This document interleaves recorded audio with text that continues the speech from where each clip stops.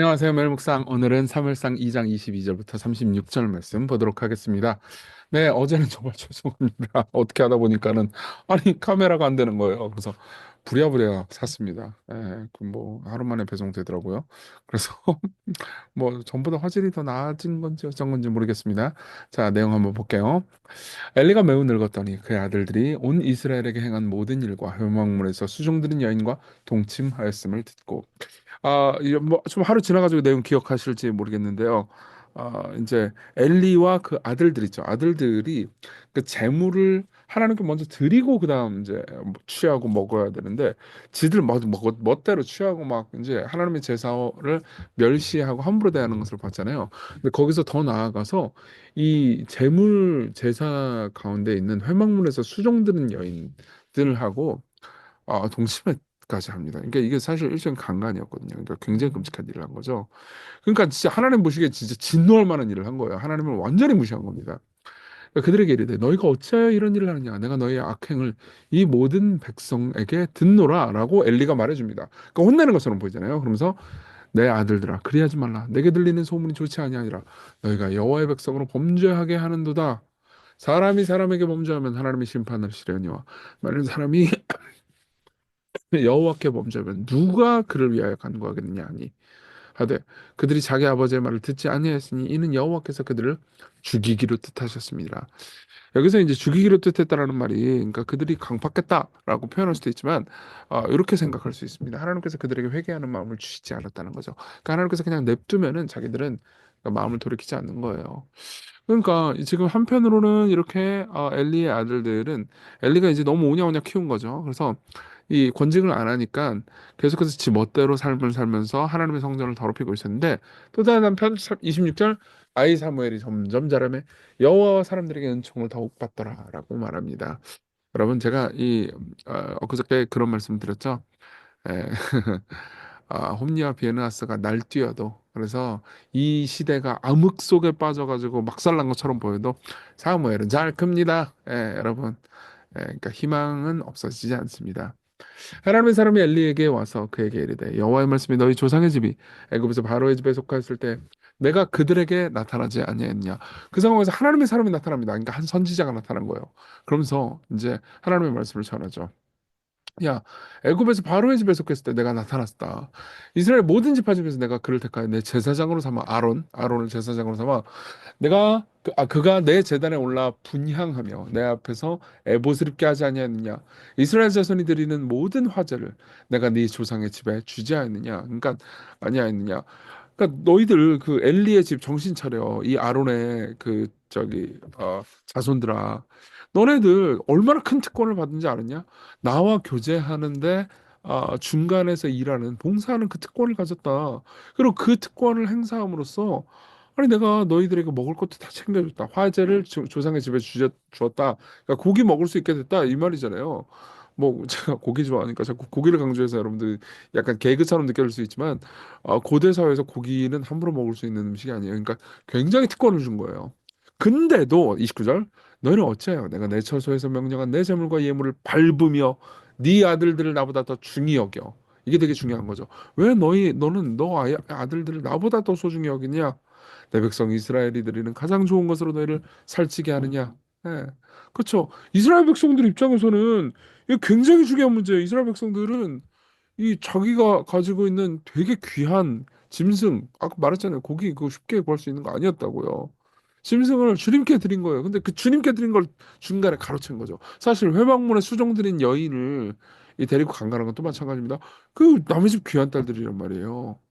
굉장히 자기가 누리는 종교적 특권을 자기의 것으로 생각을 한 거죠. 그러므로 이스라엘의 하나님 나 여호와가 말하노냐 노라 내가 전에 내 집과 내 조상의 집이 내 앞에 영원히 행하리라 하였지만 이제 나 여호와가 말하노니 결단코 그렇게 하지 아니하리라. 나를 존중히 여기는 자를 내가 존중히 여기고 나를 멸시하는 자를 내가 경멸하리라. 핵심은 이 문장입니다. 너희들이 나를 얼마나 함부로 대는지 아냐? 어, 그리고 그런데도 불구하고 너희들은 나를 섬기는 직분을 받지 아니하였느냐? 이런 거죠.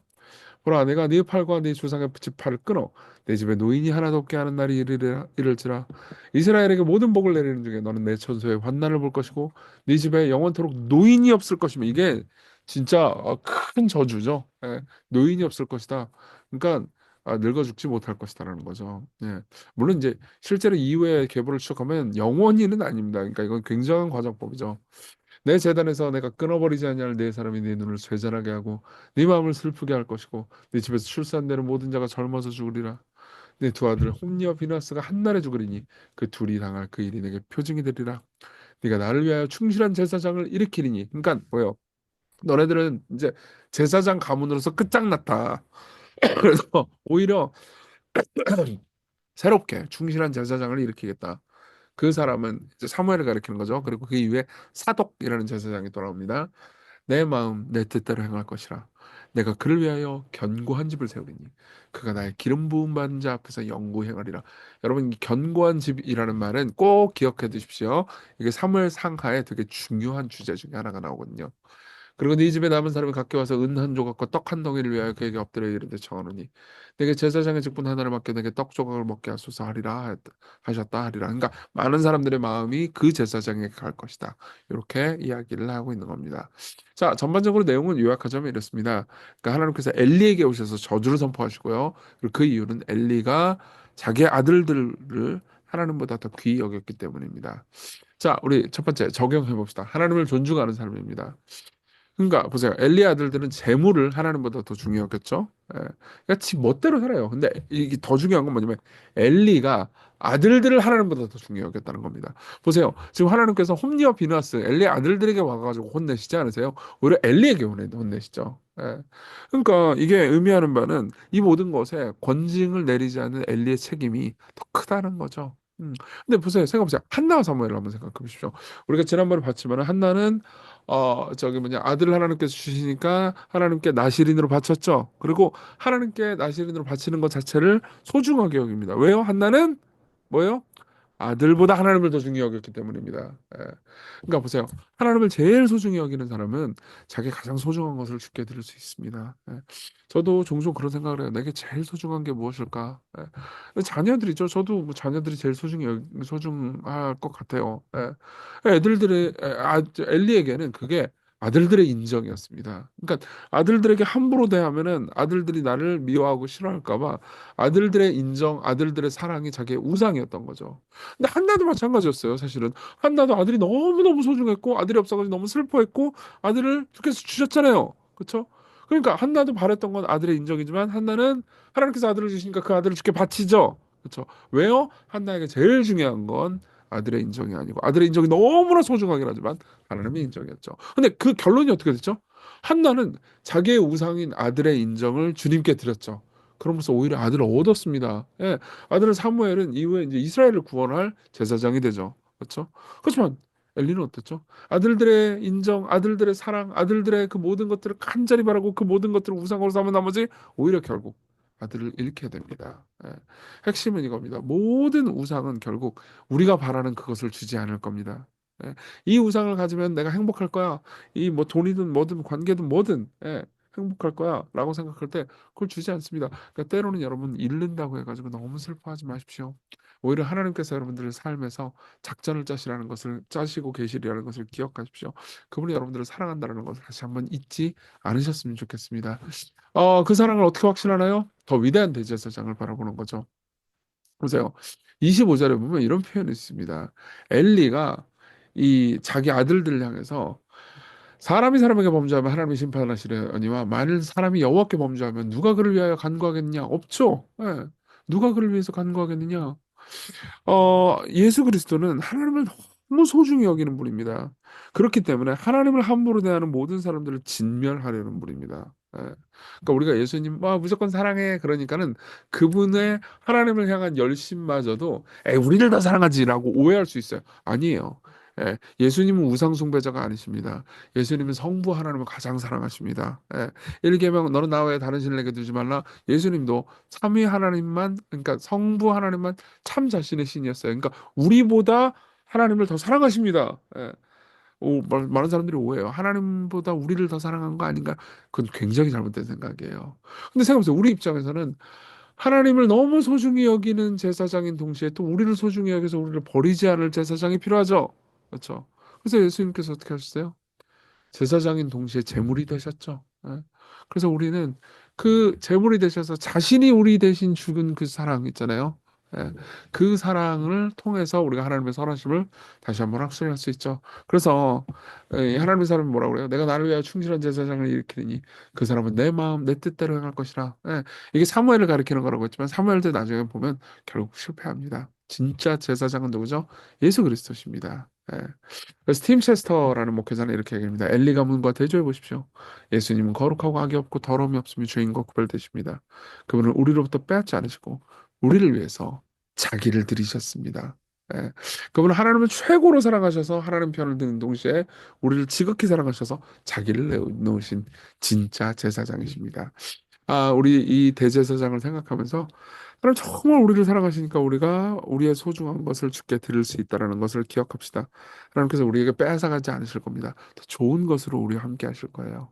그리고 하나님의 주권을 신뢰하면서 어두운 때라도 이 사무엘 잘 자란다 그랬죠? 하나님의 일하심을 바라보게 해주십시오. 우리 같이 기도하겠습니다.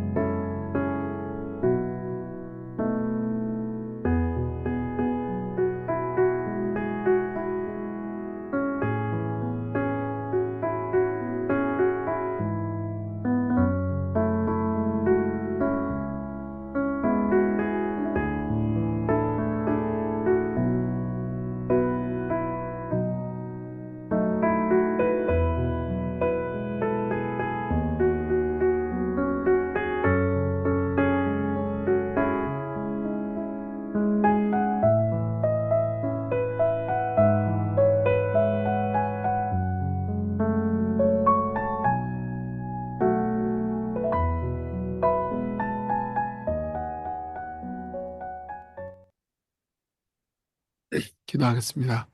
자비로우신 하나님, 어, 하나님이 우리에게 무엇을 주신지 깊이 생각하게 하소서. 그리고 우리가 손에 움켜쥐고 있는 것을 내려놓고 또 때로는 상실할지라도 낙심치 않게 해주십시오. 예수님 이름으로 기도했습니다. 아멘. 네, 하나님의 은혜 안에서 오늘 기쁜 하루 되세요.